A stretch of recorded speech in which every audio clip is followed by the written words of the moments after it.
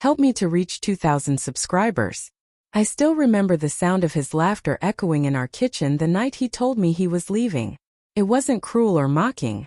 It was quiet, uncertain, the kind of laugh someone gives when they're trying to convince themselves that doing the wrong thing might somehow be right. Lila, he said softly, not meeting my eyes. I can't keep pretending. I'm in love with someone else. First I thought it was a joke. Terrible one. I'd spent the entire day preparing his favorite dinner, thinking maybe it would pull us out of the dull rhythm we'd fallen into. But when he said her name, the air in the room shifted. Maya. My best friend. My maid of honor. My sister in everything but blood. For a moment I couldn't breathe. The fork slipped from my fingers, clattering against the plate, shattering the stillness between us. He flinched. I wanted to scream, to throw something, to ask why her, but instead I laughed. A sharp, broken sound that didn't belong to me. You're joking, I said. Tell me you're joking. He didn't answer. His silence was my answer. That night, I packed his clothes for him. I folded them neatly, mechanically, like I was folding the last pieces of the life we'd built together.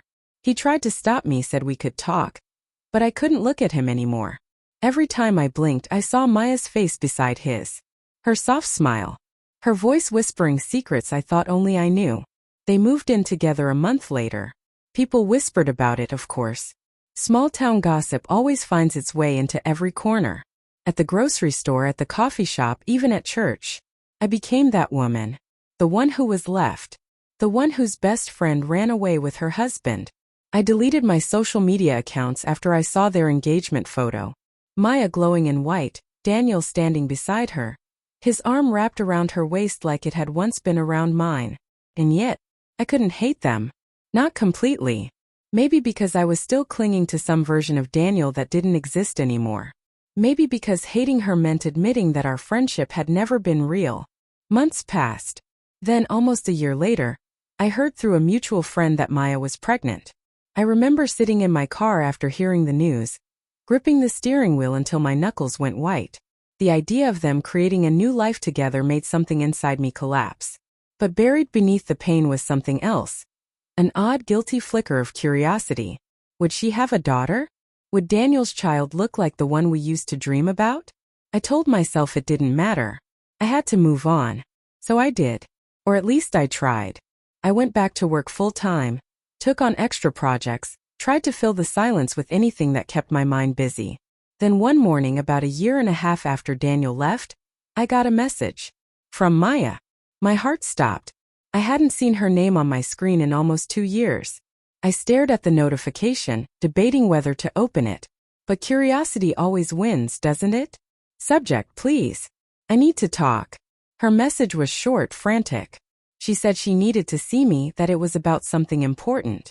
Against my better judgment, I agreed to meet her at the park where we used to spend lazy summer afternoons together. When I saw her, she looked different. The confidence she always carried was gone. Her hair was unwashed, her eyes red and puffy. In her arms was a baby girl, maybe 6 months old, bundled in a pink blanket. Lila, she whispered, her voice trembling. I didn't know who else to turn to. I stayed standing, my body stiff. You've got some nerve coming here. Tears welled in her eyes. I deserved that.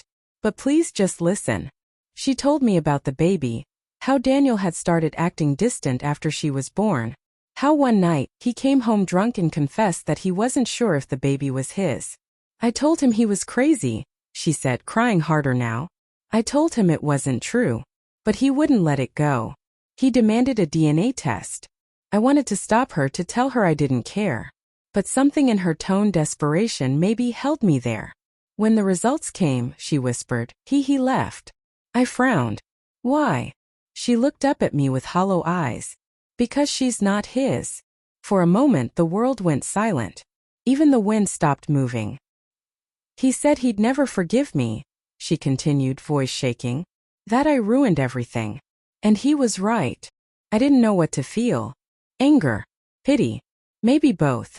Then she said the words that shattered what was left of my composure. The test showed he wasn't the father. But it also showed something else. She took a shaky breath. The DNA matched you.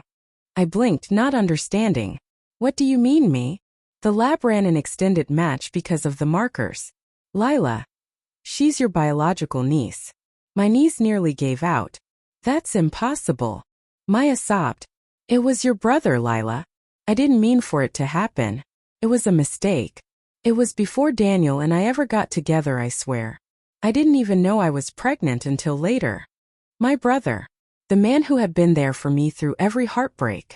The one person I still trusted. The world tilted. I could barely breathe. Maya tried to reach for me, but I stepped back. Don't, I hissed. Don't touch me. She broke down completely, clutching the baby to her chest, whispering apologies I couldn't hear through the roaring in my ears. I left her there on the bench. I don't remember driving home. I just remember standing in my hallway, looking at a framed photo of my brother holding me on my wedding day, smiling proudly. My phone rang that evening. It was Daniel. I almost didn't answer, but curiosity, that same cruel weakness, made me swipe the screen. Lila, he said quietly. You know, don't you? I didn't reply. I thought I hated you after I left, he continued. But I realize now I never stopped loving you. I just didn't know how to forgive myself for what I did. A bitter laugh escaped me. Forgiveness isn't what you need, Daniel. It's a mirror. He didn't respond. Before I hung up, I said the only thing left to say. You broke us for something that was never real. And now you have to live with that. After the call ended, I stood by the window, watching the lights fade over the horizon. Somewhere out there, my best friend was cradling a child who would grow up never knowing the chaos that created her. And me? I was finally done being the woman left behind. Because sometimes the truth doesn't just break hearts. It sets you free.